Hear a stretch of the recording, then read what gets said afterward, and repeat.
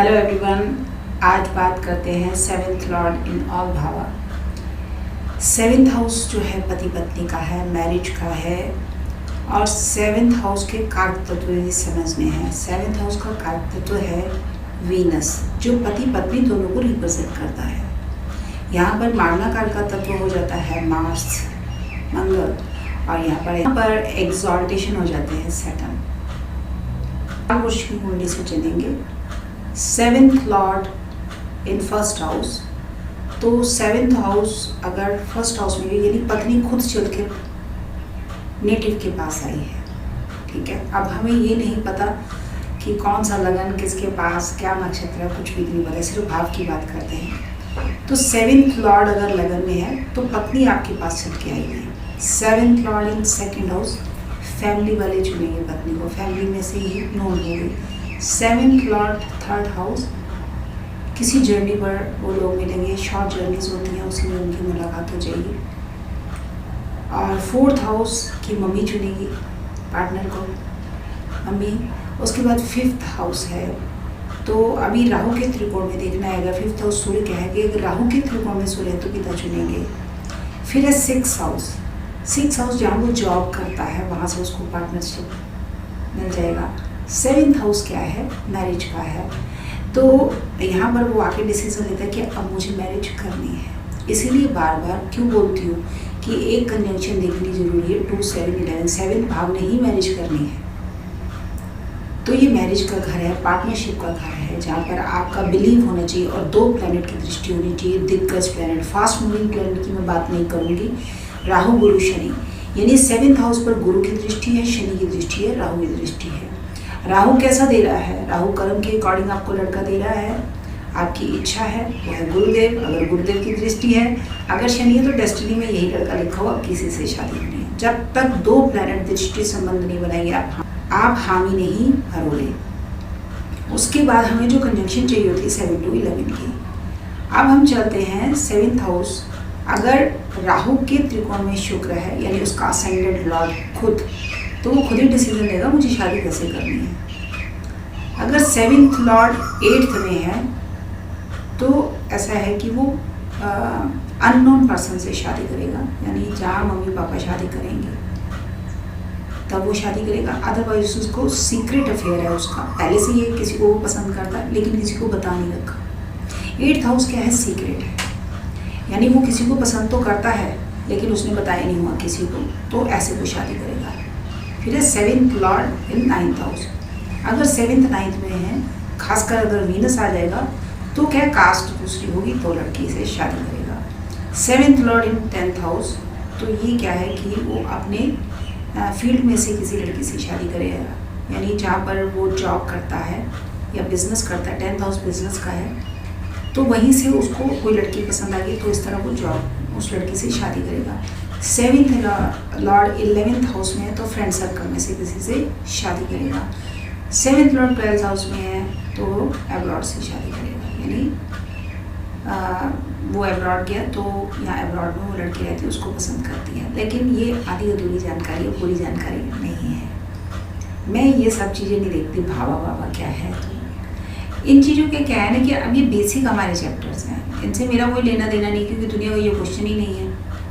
Direct ये question आएगा कि हमारी शादी कब है, भाव से उसका कोई लेना देना नहीं। ये वो बच्चे हैं जो फीस देने से डरते हैं और खुद पढ़ने बैठ जाएंगे, अरे मेरा 7th लॉर्ड 5th में है, तो मैं कि एक सेक्रीफाइस है, पत्नी का सेक्रीफाइस करने पड़ेगा, बच्चा मिल जाएगा। एक सेक्रीफाइस एक भाव मांगता है। तो मेन क्या है कि बेसिक इन्फॉर्मेशन देने से, जो कि आज तक अपलोड होती रही, उससे किसी का भला नहीं हुआ। मेन क्या है कि क्वेश्चन क्या है और उसका आंसर क्या मिल रहा है। अब जितने बच्चे हैं, चाहे वो शादी करना चाहते हैं या जो गुण मिलान करके शादी कर रहे हैं, मैचिंग करके शादी कर रहे हैं, क्या मुझे वो कंजंक्शन मिल रही है 2, 7, 11 की? अगर मिल रही है तो कब? पहली बात तो मैचिंग नहीं है किसी का किसी के साथ। और बच्चे सुख के लिए शादी करना चाहते हैं, आप कैंसिलेशन ही नहीं ढूंढ पाओगे।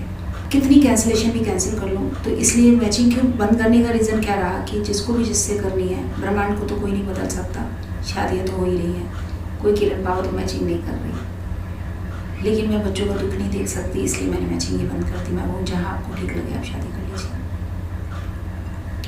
7th हाउस क्या है जो आप लोगों को समझना है, ये रिस्पॉन्सिबिलिटी है।